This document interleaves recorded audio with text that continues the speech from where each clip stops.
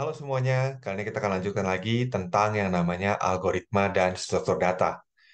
Nah, di sini kita akan lanjut belajar yang namanya tree. Tapi kita akan fokus ke yang disebut dengan binary search tree. Oke, apa sih binary search tree? Seperti namanya, ini adalah pohon yang mempermudah untuk pencarian. Kenapa dia bisa mempermudah untuk pencarian? Karena dia otomatis akan memaksa semua nilai yang lebih kecil di sebelah kirinya dan semua nilai yang lebih besar itu ada di sebelah kanannya. Jadi bisa dilihat di contoh gambar berikut gitu ya. Jadi X, Y, dan Z, maka Y pasti akan lebih kecil daripada X dan Z akan pasti lebih besar daripada X. Dan aturan ini akan diterapkan untuk semua nilai elemen yang ada. Akibatnya apa? Akibatnya kalau mau mencari nilai tertentu, itu akan jadi lebih mudah. Contoh, kita akan lihat, misalkan di sini ada binary search tree dan binary tree. Kalau konsepnya binary tree, berarti kalau misalnya kita ingin mencari sebuah nilai, maka yang kita lakukan adalah kita traversal semuanya. Kita cek satu persatu apakah nilai yang kita cari ada atau tidak. Nah, kalau di binary search tree, kita tidak perlu mengecek semua. Kita hanya perlu mengecek setengahnya, maksimum itu juga ya. Contoh, misalkan di sini kita ingin mencari nilai 10. Kalau dilihat di BST yang sebelah kiri, ini gampang ya, karena langsung ketemu. Yang di sebelah kanan, yang binary tree juga itu gampang, karena langsung ketemu. Kalau yang di tengah malah jadi lebih susah ya, binary search tree yang di tengah gitu ya, karena 10-nya ada di bawah. Gimana sih cara nyarinya dalam binary search tree? Oke, pertama-tama dia akan dimulai dari akar, dia cek nilai yang kita cari harusnya ada di mana, sebelah kiri atau sebelah kanan. Kalau kita masukin 10, berarti kan harusnya di sebelah kanan. Kenapa? Karena nilai yang sekarang ada adalah 5. Masuk di 45. 45 sama 10, harusnya nilai yang dicari ada di sebelah kiri. Maka dia ke kiri. 30 sama 10 harusnya ada di sebelah kiri dan akhirnya ketemu. Perhatikan sekarang kalau misalkan 45 itu juga sama ya. 45 berarti pertama kita lihat dari pohon yang paling kiri dulu. 10 sama 45. Nilai yang dicari harusnya ada di sebelah kanan. 30 sama 45 harusnya dia ada di sebelah kanan lagi. Berarti kita menemukan 45. Binary search tree yang kedua. 5 sama 45 berarti dia sebelah kanan. Dan akhirnya ditemukan. Kalau pakai binary tree biasa, dia memang harus cari sampai semua elemen diproses. Tapi memang kebetulan kalau dilihat di sini, kalau contohnya adalah 10 dan 45, sebenarnya tidak terlalu banyak juga yang dicek gitu kan. Kalau misalkan dia cek dari atas, ya paling cuma 2 atau 3 gitu kan yang dicek. Nah, coba kalau misalkan kita cari angka 3. Angka 3 ini artinya kan tidak ketemu ya, gitu. Kalau dalam binary search tree, maka caranya sama, cari harusnya ada di mana? 3, sebelah kiri. 5 sama 3 harusnya di sebelah mana? Sebelah kiri. 2 sama 3 harusnya 3 di sebelah kanan. Oh, nggak ada. Berarti kosong. Berarti di sini dia melakukan 3 kali pengecekan, ya kan? 10, 5, 2. Terakhir sama 3. Kalau mau ngecek nggak adanya berarti jadi 4, gitu kan? Sekarang 45. 45, sorry, 3, sorry. 3 tapi untuk di pohon yang tengah. 5 sama 3 berarti harusnya di sebelah kiri. 2 sama 3 harusnya sebelah kanan. Tidak ada.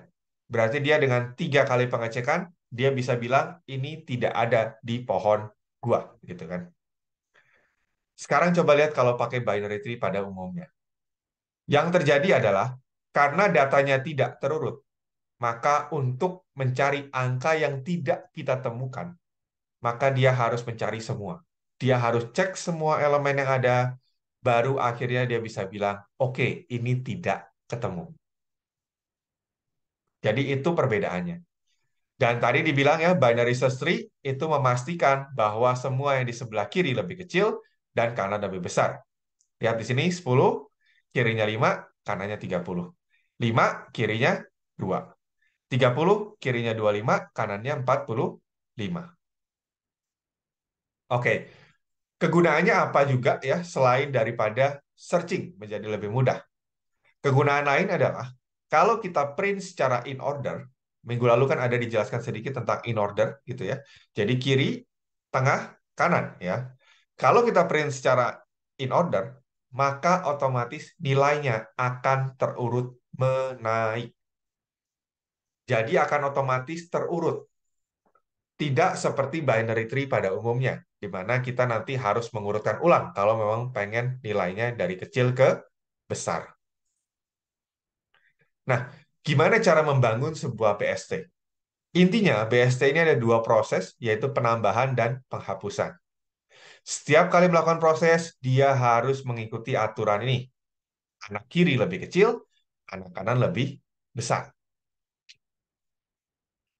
Sekarang kita lihat gimana caranya kalau penambahan.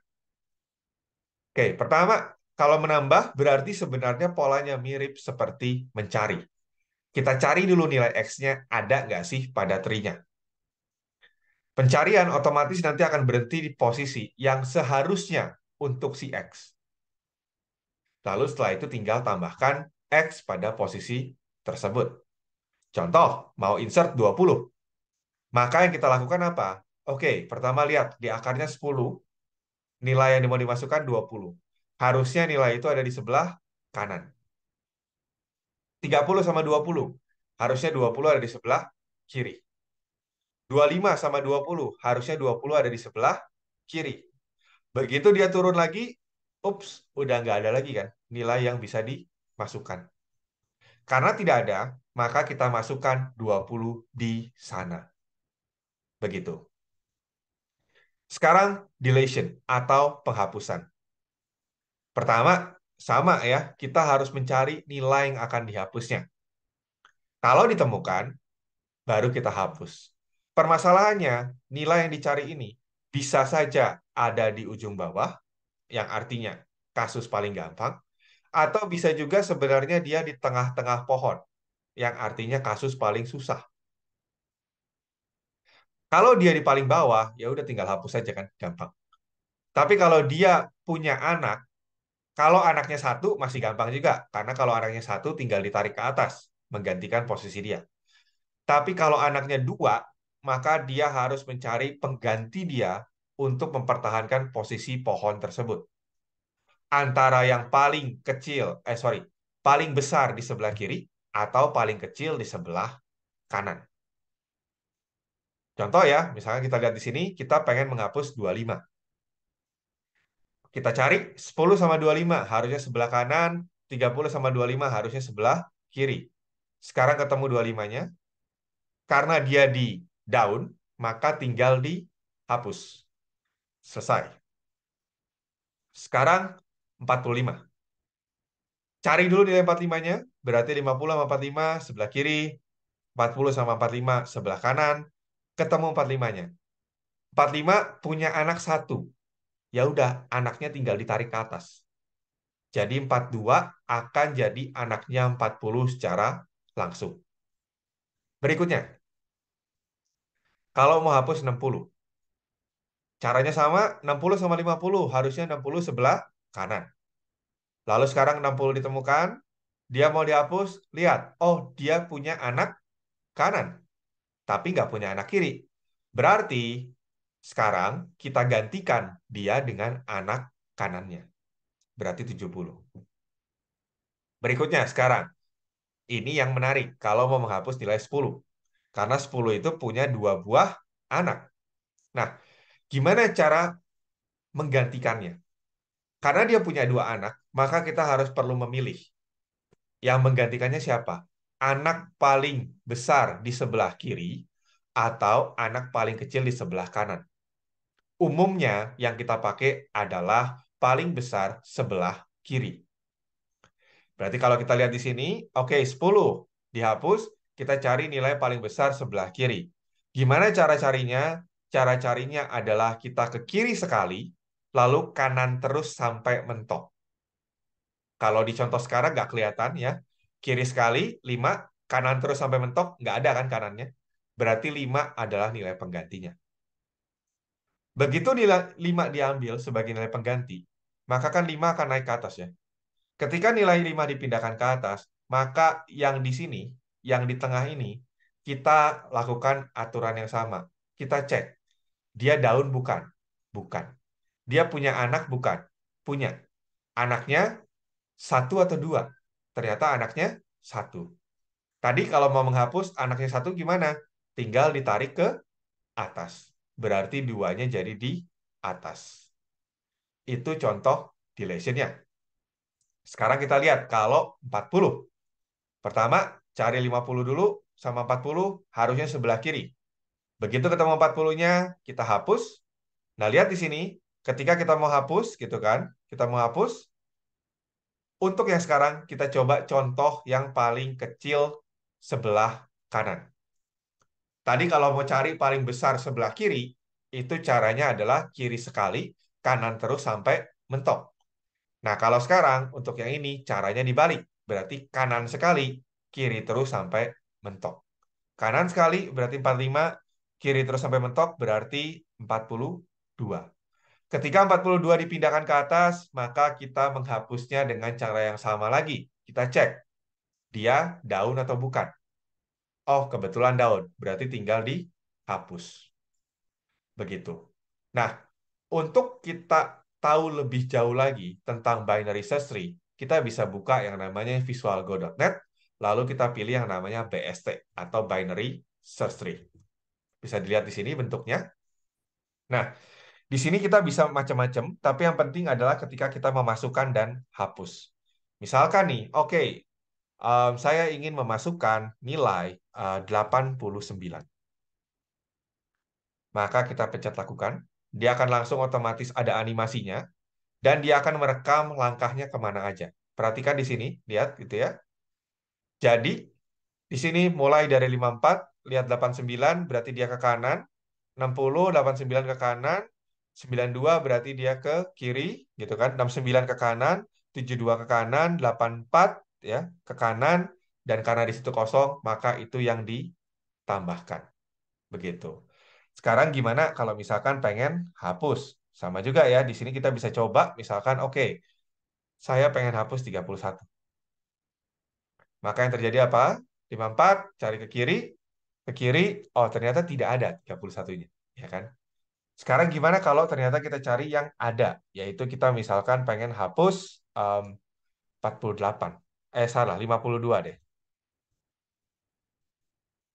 Maka yang terjadi ke kiri, ke kanan, gitu kan. Ketika ketemu 52 terhapus, tadi ya caranya ya, dia lihat di sebelah bawahnya. Ada anak berapa nih? Ternyata cuma ada anak satu, yaitu 48. Maka 48 itu diangkat menjadi anak yang baru. Begitu. Ini kalau algoritmanya dirasa kurang jelas, bisa juga coba nanti masukkan ke dalam bahasa Inggrisnya. Jadi kalau di sini tinggal pilih N, ya, artinya adalah Inggrisnya. Jadi bisa macam-macam nih. Kita kalau misalkan mau merasa bahasanya kayaknya yang Indonesia mungkin kurang jelas gitu ya. Mau yang bahasa Inggris itu juga boleh. Misalkan di sini kita pengen menambahkan 36. Maka dia akan masuk ya. Jadi di sini ini adalah algoritmanya. Jadi nanti kalau mau dibikin bentuk kode gimana? Ya udah tinggal lihat aja di Visual Go algoritmanya seperti apa. Kita convert menjadi sebuah kode. Oke, seperti itu saja. Terima kasih.